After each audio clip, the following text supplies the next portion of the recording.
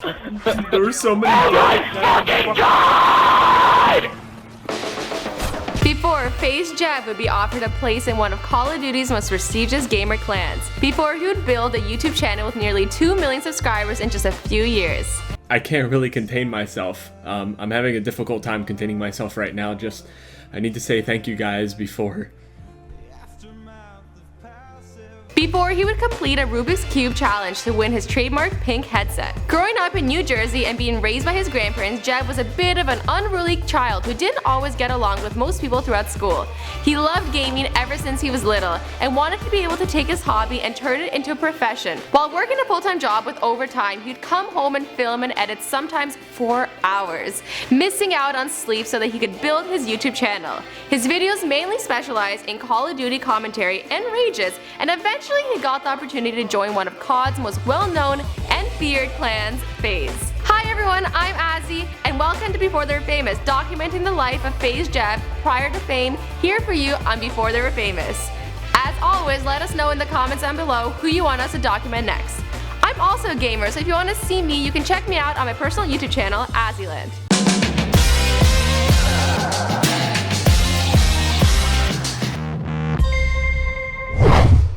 Jason Eugene Vanderhaar, which makes up the initials Jeb that are used today, was born on October 18, 1993 in New Jersey. Though he appears to be white, he does have some Indian, Puerto Rican, and even African American background. He is the oldest of 3 siblings and has a younger brother and a younger sister. His father left his family when he was very young, and they have not had a relationship ever since. In fact, since gaining huge popularity on YouTube, Jeb still has the same exact bedroom he did when he started posting videos on my channel. I'm not really aiming to get into FaZe or anything like that. It's just not something that I want to do, nor could I do. For the most part, Jeb keeps his childhood a bit of a mystery, which only makes us want to know even more. He went to middle school and high school in New Jersey. As a student, he wasn't exactly getting the best grades, but more notably, he was very rude to his fellow classmates and teachers, something he looks back on now with a bit of regret.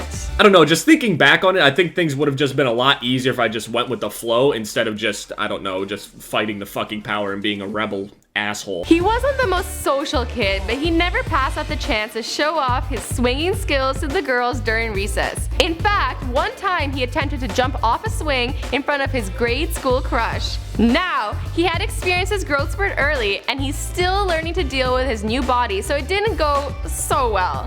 He ended up breaking both of his wrists on impact. That's probably why he wouldn't grow up to be an acrobat. As a child, his best friend was his neighbor Mikey, and the two of them would spend hours playing in Mikey's backyard clubhouse, doing what they would call renovating.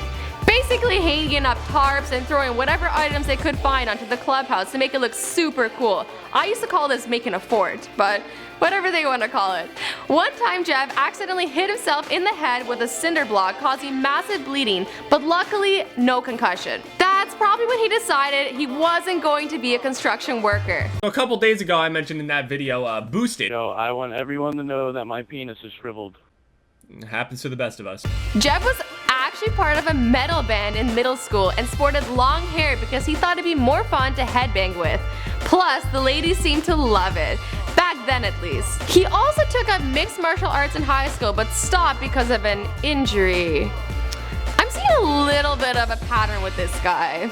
He never once fell into the wrong crowd, as drugs and alcohol never appealed to him. He had planned to go into college for computer engineering, but life had a different plan for him. Jeb has been gaming his whole life, he claims. One of the earliest video games he played was Paperboy, the 1985 Atari arcade game. He got into gaming because he enjoyed the challenge and loved having the opportunity to best his own personal goals over and over again. He always wanted to be able to make video games his profession somehow, and had heard that others were finding YouTube to be a great venture for it. So he decided to give it a shot. On January 7, 2012, he uploaded his very first gaming commentary that was based on COD Modern Warfare 3. What's going on, guys? It's Jev, or XJEV, whatever you want to call me, and this is my first gameplay commentary. At the time, he was a full-time factory worker who pulled a lot of overtime hours. He would come home late at night, game, and record and edit for a couple hours, and sometimes wouldn't even go to sleep until 2 in the morning, when he had to be up at 5 a.m. That's ridiculous. During this time, he passed through a number of gaming teams from Call of Duty known as clans.